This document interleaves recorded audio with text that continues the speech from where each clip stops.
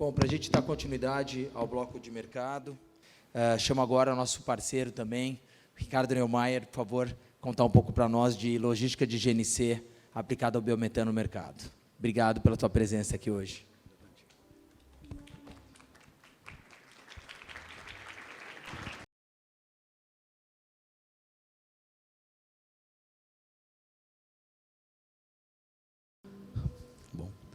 Boa tarde a todos. Primeiramente, parabenizar o evento. É uma honra participar aqui. Agradecer ao Dante, agradecer ao Alessandro, agradecer a todo o time GEL. Segundo bloco está mais duro, técnico, business, estou sentindo falta das poesias. Não estamos tendo muita poesia nesse bloco. Mas, aqui só para explicar um pouco essa questão de Neogás e Ultragás. A Neogás hoje é a Ultragás, né? A Neogás foi comprada pela Ultragás no final de 22. Eu vou explicar um pouquinho aqui. E a Ultragás...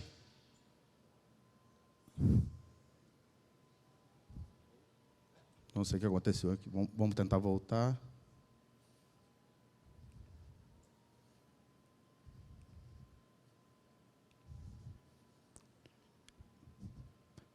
Bem, algum problema nesse primeiro slide, mas praticamente o primeiro slide fala... a Ultragás é uma empresa que tem 86 anos de mercado e que sempre esteve como protagonista da transição energética, né? A Ultragás trouxe o GLP para consumidores, substituindo a lenha. Então, esse já foi um primeiro passo da transição energética e agora a gente está mirando um futuro, que é o futuro da descarbonização, continuando essa transição energética no grupo. E, portanto, a capilaridade e a quantidade de clientes que nós temos, o que a gente quer oferecer é um cardápio, né, mais amplo de energia. O lema da Ultragás é, com as nossas energias, a gente mudar a vida das pessoas. Portanto, a Neogás é uma empresa que já vinha fazendo essa atividade de gás natural comprimido, né?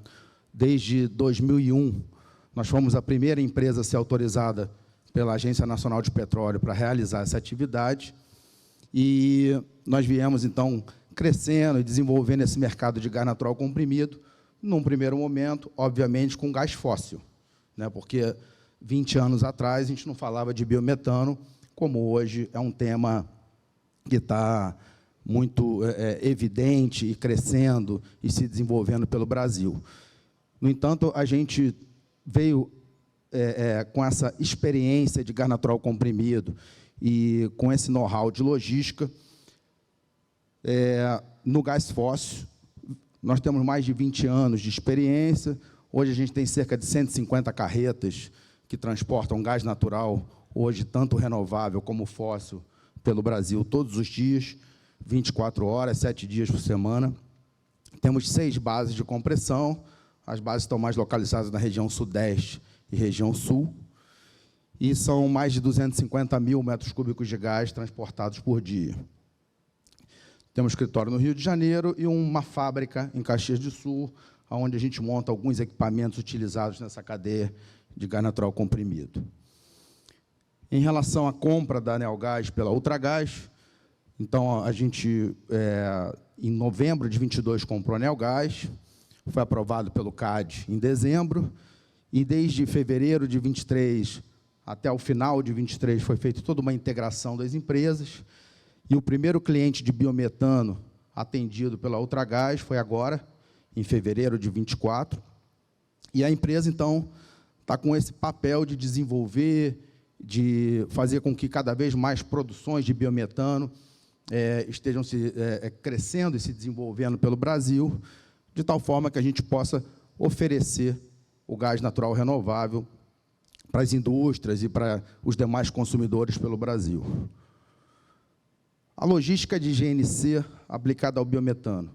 Hoje, no Brasil, a gente fala muito dessas carretas, que são carretas de cilindro de aço, né, que o que o mercado mais ou menos tem de padrão aí é uma carreta que transporta 6.000 metros cúbicos de gás. 6.000, 6.500, 5.800, mas, em média, nós estamos falando de 6 mil metros cúbicos de GNC. Essas carretas elas podem ser tanto de vários cilindros, que são os cilindros verticais, ou você tem esse tipo de carreta também, que é uma carreta de cilindro de aço, mas ela é horizontal, que a gente chama de tubulão, o mercado chama de tubulão. E tem essa carreta, que é o sonho de todo distribuidor de GNC, que é uma carreta que pode transportar 12 mil metros cúbicos de GNC, que é de fibra de carbono, fibra de vidro. No entanto, esse trade-off do CAPEX e OPEX não necessariamente ele se equilibra, porque uma carreta de fibra, o CAPEX é muito mais alto do que uma carreta de aço, né? Então, fica sempre aquela discussão que tem que ter um preço de molécula competitivo. Todo mundo, é um consenso de que a molécula ela tem que ter um preço competitivo, porque a gente está sempre substituindo outro energético, substituir o GLP, vai substituir o diesel, vai substituir um óleo combustível. Então, é muito importante que o preço de molécula seja competitivo. Só que também, o que todo distribuidor de GNC faz todo dia é um estudo do frete, né, de tentar transportar mais com um custo mais competitivo, um custo mais barato, porque, numa tarifa de GNC, o que pesa mais é a molécula e o frete. Você tem um custo de energia de compressão, mas isso não é tão representativo como pode ser um custo de frete. Então, hoje, nessa cadeia, né, o GNC ele é um modal de complemento aos gasodutos, né? Hoje, como já foi citado aqui várias vezes, né, os gasodutos estão na costa, as concessionárias elas têm um hub de distribuição do gasoduto que está mais concentrado, às vezes, nos grandes volumes, na capital, onde as concessionárias nasceram e cresceram. No entanto, você tem, para o interior, alguns consumos que, às vezes, o gasoduto ele não é viável economicamente chegar, e talvez você consiga com um modal de GNC ou um modal de GNL, como também foi citado aqui, né? Então, hoje, no upstream, você tem a fonte de molécula, que ela pode ser offshore, onshore, né, que é a molécula do gás fóssil, a importação, que todo mundo tem falado muito, né, os terminais de GNL, e, na medida que o GNL tiver um preço mais competitivo, a gente espera que as guerras acabem, e, portanto, a gente vai ter GNL num preço competitivo, e as carretas de GNL vão poder ter mais mercado. Hoje é muito limitado isso. E a outra fonte, que é a fonte do gás natural renovável, do biometano, que é uma coisa que a gente vê que o GNC pode ter uma participação muito interessante, porque, como a gente sabe, a produção de biometano ela está muito descentralizada. Então, você pode ter uma produção de biometano que está próximo de um mercado num raio de 100, 150 quilômetros, mas não necessariamente você vai conseguir chegar com um gasoduto ali, naquela planta de biometano. Então, é por isso que a gente vê o GNC como um modal que pode complementar essa distribuição do biometano de uma maneira muito preponderante. Aqui no meio, na parte de transporte, então, você tem gasoduto, GNC e GNL. O GNL, como foi comentado aqui em algumas outras apresentações, ele vai ser mais indicado para longas distâncias e grandes volumes, e o GNC ele vai estar mais em curta distância. O que é essa curta distância? 250 quilômetros, 300 quilômetros, talvez. Tecnicamente, o GNC pode chegar em qualquer lugar.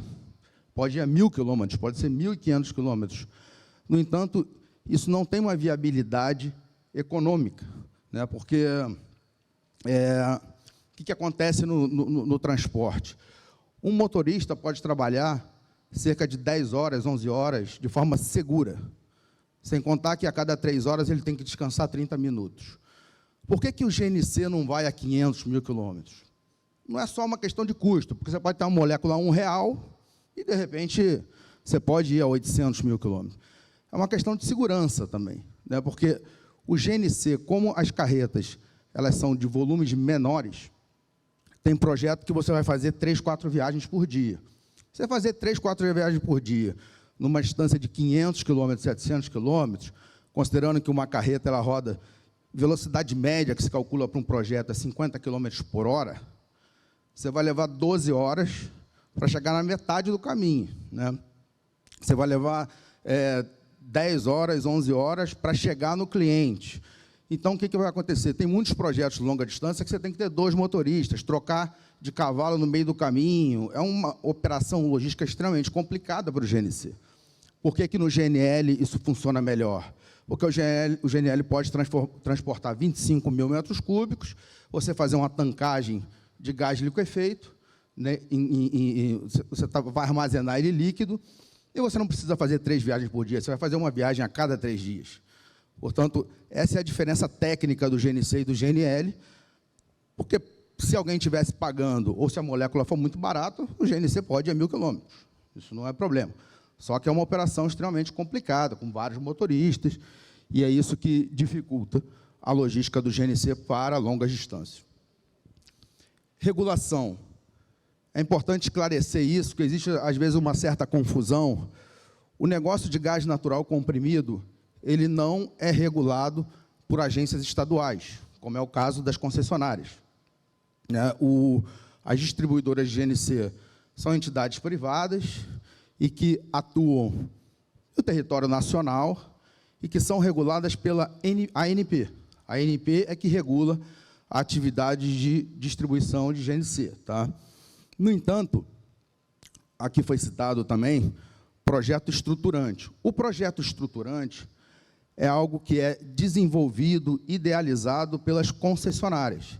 Isso, sim, está sob a regulação estadual, né? O projeto de GNC estruturante, porque uma empresa de GNC especializada nessa operação logística vai ser contratada por uma concessionária para levar gás para uma determinada cidade, e essa cidade vai ter um hub de gasoduto que vai atender comércio, residências, indústrias, e você tem praticamente um city gate naquela cidade. Então, o papel do distribuidor de GNC ou da empresa de GNC no estruturante é o mesmo papel da TAG, da NTS. Ele é um transportador dessa molécula que está num ponto para um outro ponto, que você faz compressão, transporte, entrega, e ali, sim, você está sob a regulação estadual.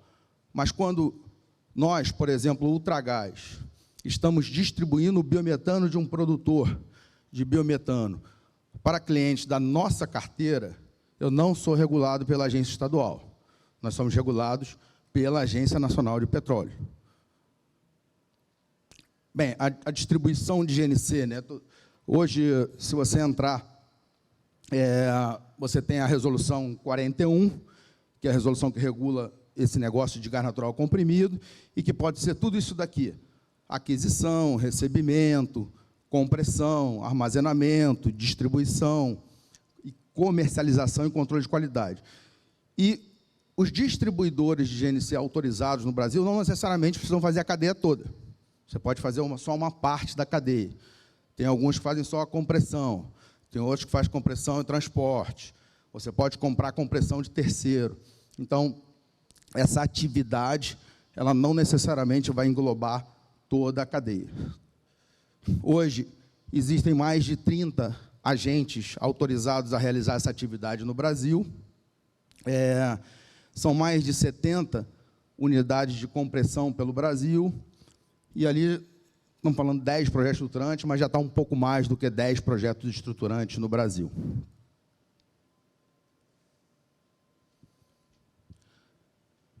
Isso aqui é um mapa e um gráfico também, que é da EPE ali, que já foi mostrado aqui em algumas apresentações, pelo que eu vi, e que basicamente mostra esse raio-x do Brasil, que o gasoduto está na costa, e que o interior, então, ele não é atendido por gasoduto, e é o grande desafio de como levar esse gás de uma forma competitiva, como substituir outros energéticos, e é isso que a gente estuda, faz e prospecta todo dia por aí. Hoje a gente tem essa visão de futuro que os terminais de GNL podem ofertar produtos, talvez com preço competitivo, e quem faz GNC, que é o nosso caso, e outras empresas que também fazem GNC, sempre estão de olho no GNL. Porque, para quem faz GNC, fazer GNL, como, na verdade, a gente está transportando mais gás, você vai ter mais estoque, ou seja, não tem muita dificuldade de você migrar do GNC para o GNL, do GNL para o GNC. É mais uma questão de mercado, de demanda, de capacidade de investimento, mas a logística do GNL ela não traz tantos desafios. Eu diria até que o GNC ele é muito mais desafiador, porque, por exemplo, a gente tem clientes de 20 mil, 30 mil dia, com uma carreta de 6 mil, você está falando em trocar 5, 6 carretas por dia. Então, o nível de gestão, na eficiência, na confiabilidade, na segurança de uma operação dessa, para que nada aconteça no processo, para que não falte produto, para que seja um transporte seguro, ela é uma gestão muito micro, né, muito cuidadosa, para que esse GNC possa ser transportado com segurança e que não falte gás, porque o cliente, quando ele fecha um contrato de GNC e de GNL, para ele virou um gasoduto. É o que o mercado fala gasoduto virtual, mas o gasoduto não para. Então, você não pode deixar faltar gás. Aqui, então, essa questão das distâncias, e a EPE montou esse gráfico aí de gasoduto, GNC, GNL. No nosso caso, a gente até, como eu falei, a gente não vai muito, que assim, é pequeno volume, mas dá para ir a 700 quilômetros. Não, porque os 700 quilômetros já começa a complicar aquilo que eu falei de quantidade de motoristas, a segurança do transporte, então é mais complicado. Realmente, o GNC, se vocês pegarem todos os players de GNC, todos os projetos que existem hoje no Brasil, dificilmente vai ter um projeto acima de 250 quilômetros.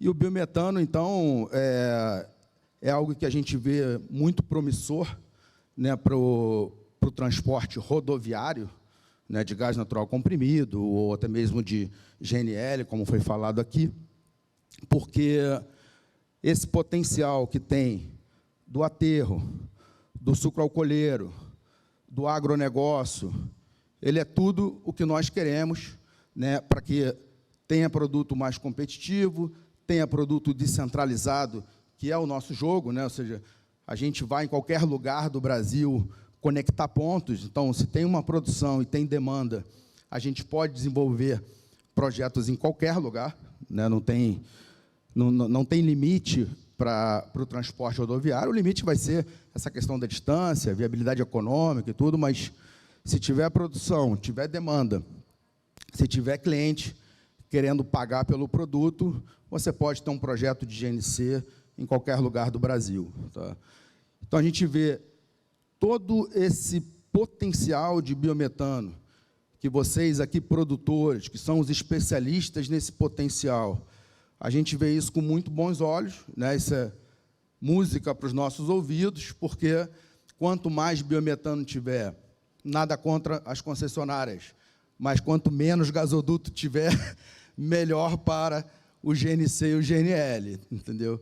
Mas, e a gente acredita que vai ter espaço para todo mundo, como foi mostrado, inclusive, no case da Cocal, que é maravilhoso, porque você tem o espaço para o gasoduto da Gás Brasiliano, você tem o espaço para produzir biometano e vender para distribuidores de GNC, no futuro, talvez, até distribuidores de GNL, fora a economia circular, tudo aquilo que foi mostrado. Então, é realmente um case fantástico, maravilhoso, e é como a gente vê que toda essa produção de biometano, uma parte dela vai ser injetada no gasoduto e uma outra parte vai ser para os players de GNC, de GNL, para quem for para cima, para desenvolver mercados e clientes que não estão conectados no gasoduto. Essa questão da rastreabilidade do atributo renovável do biometano é algo que alguns clientes eles prezam por isso, ele quer saber de onde está saindo o biometano, ele quer receber o biometano na planta, como foi mostrado aqui pelo nosso colega na apresentação dele antes da minha.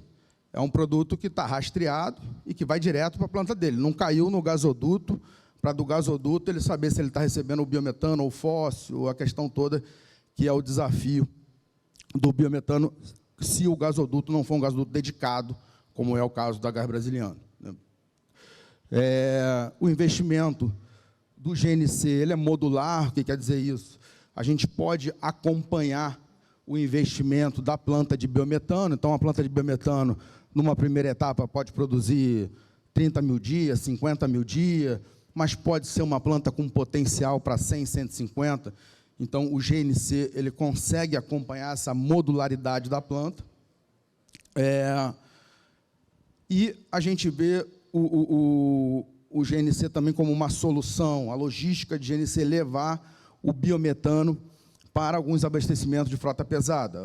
Alguns transportadores grandes não estão com as suas garagens conectadas aos gasodutos, e a gente pode montar um sistema de tal maneira que esses caminhões vão sair com biometano dessas garagens, né? Porque a frota pesada ela ainda enfrenta um desafio para abastecimento nas rodovias do Brasil, nas estradas, porque não é todo lugar que quem tem um caminhão a gás, uma empresa que já está trabalhando com caminhão a gás, que está com seu programa de ESG, sustentabilidade, transformando seus caminhões, se vai fazer uma rota São Paulo-Rio, vai fazer uma rota Bahia-Paraná, não necessariamente vai conseguir encontrar postos com GNV em todos os pontos. Então, esse é um desafio, e a gente está querendo levar cada vez mais esse biometano para a frota pesada, porque tem tudo a ver, né? É a descarbonização, é a substituição do diesel, e pode ser que, a certa altura, o biometano até seja mais competitivo do que o diesel, né? Então, é um golaço você fazer uma descarbonização e ainda ter um combustível mais econômico no caminhão.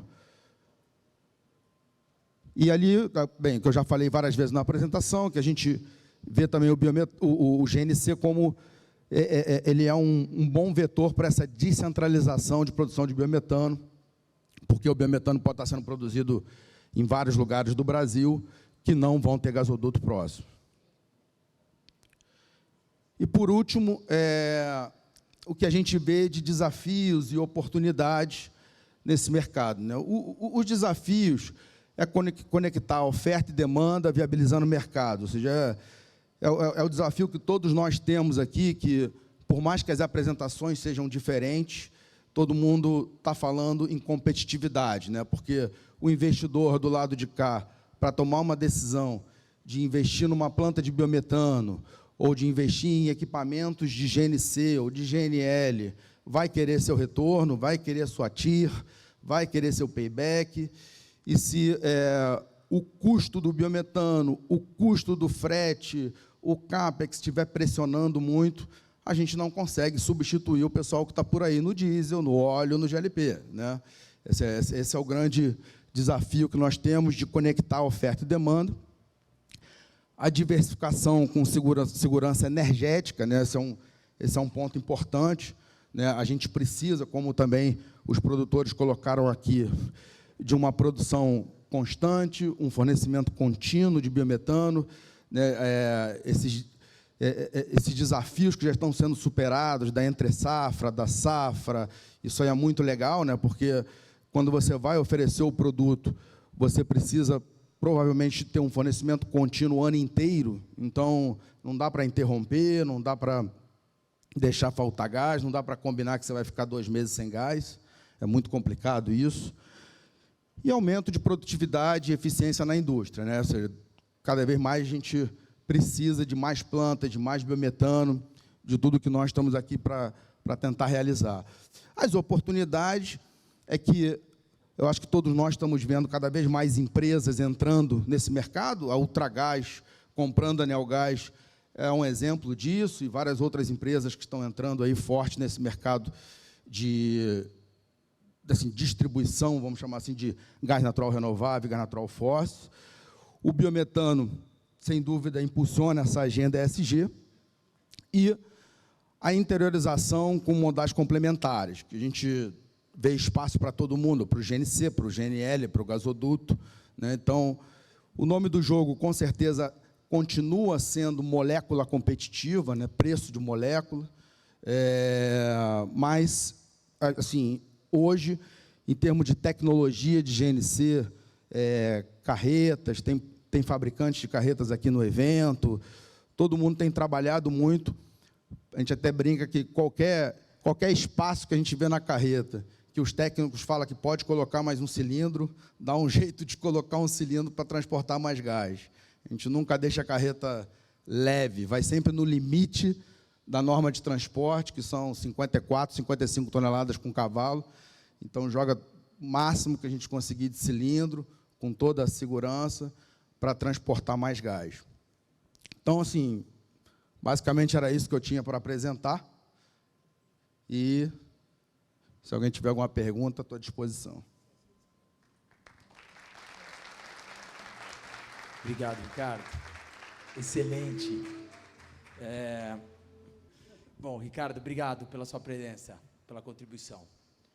Acho que aqui a gente tem, de forma tangível, um exemplo de uma grande companhia, um grupo que atua em combustíveis fósseis há tanto tempo e energia, tendo a preocupação em transicionar para o mundo do biometano. E a aquisição da Anel Gás, com certeza, pôs a Ultra à frente de alguns competidores e está gerando a oportunidade do biometano acessar mais consumidores de diferentes indústrias.